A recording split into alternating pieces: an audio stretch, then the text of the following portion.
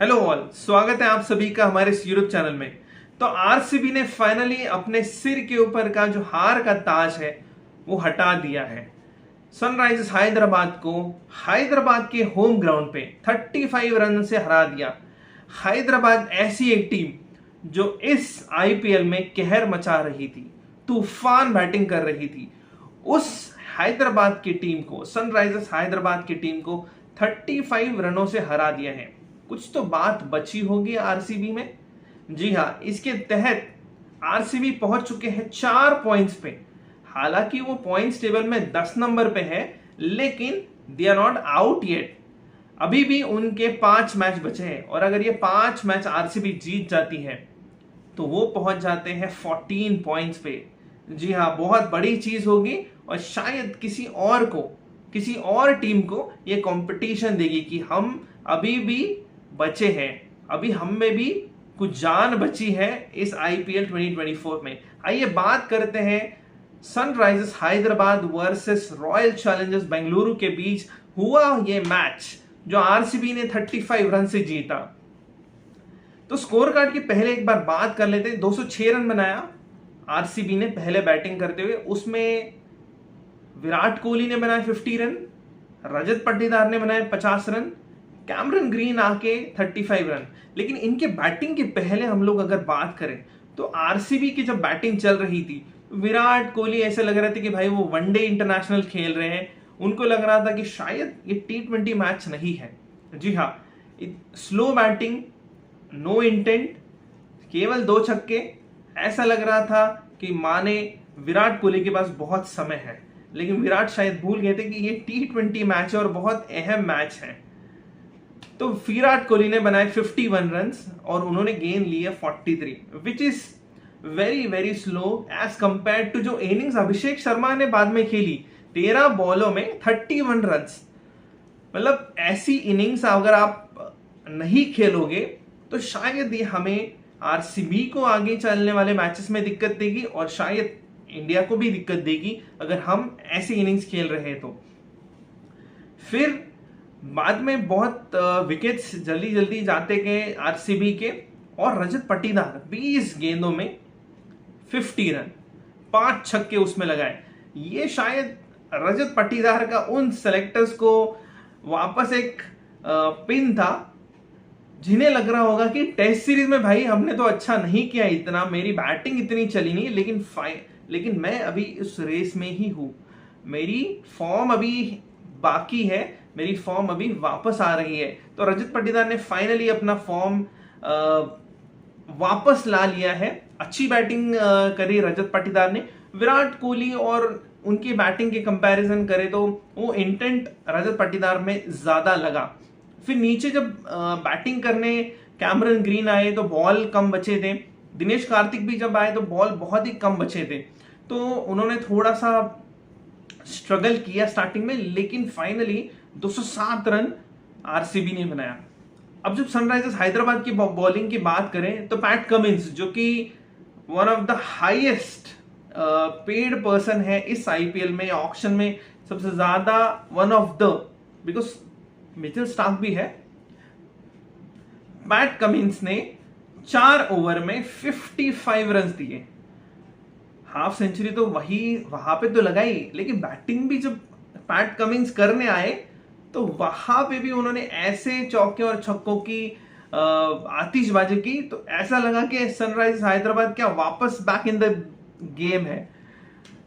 तो जब ये 207 रन का स्कोर सनराइजर्स हैदराबाद के सामने था तो ऑडियंस का पिक्चर आप सबको बताता हूं।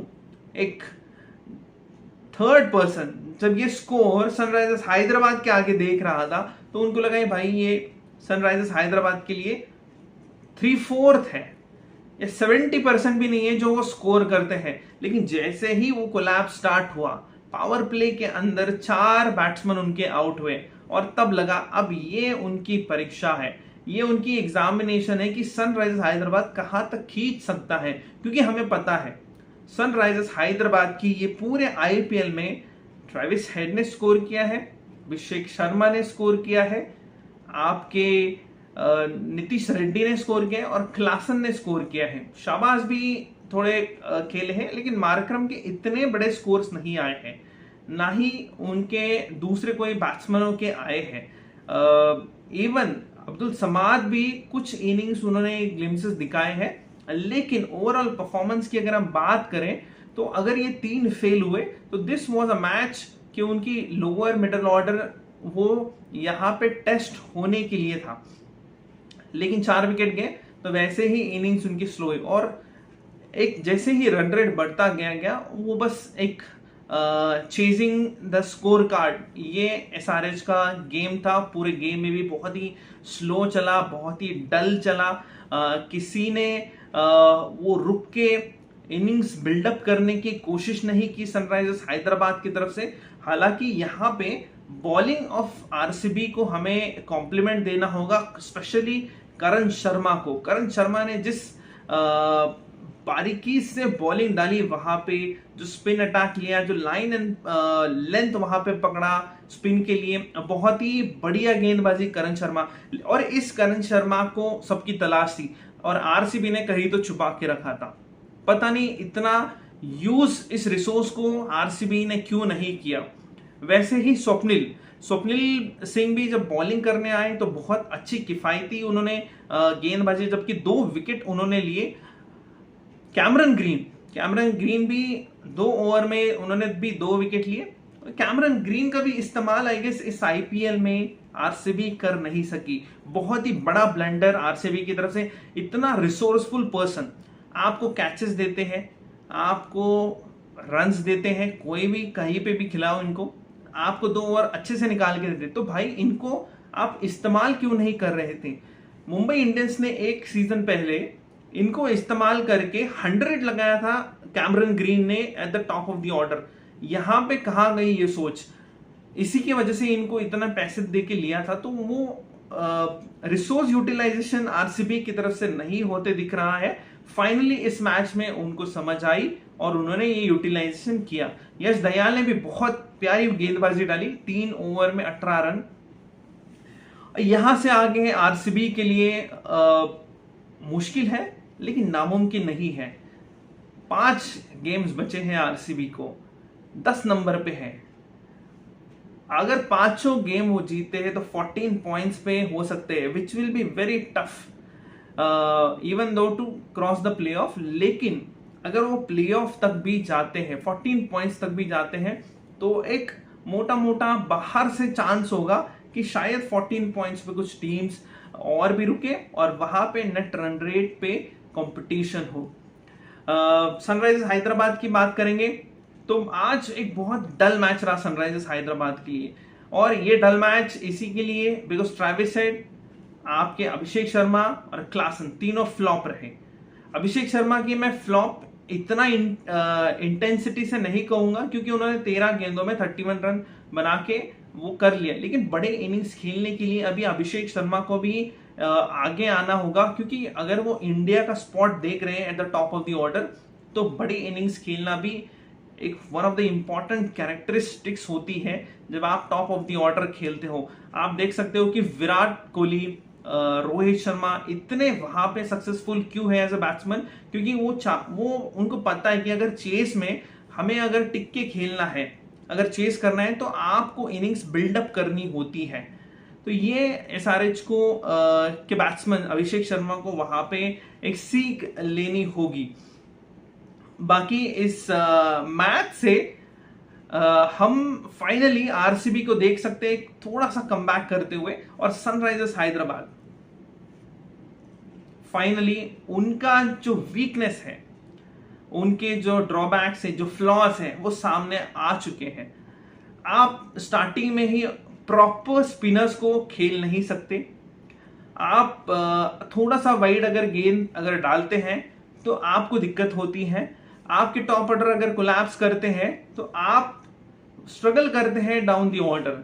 हम देख सकते हैं कि वो 180 भी क्रॉस नहीं कर पाए अगर स्ट्रगल करते।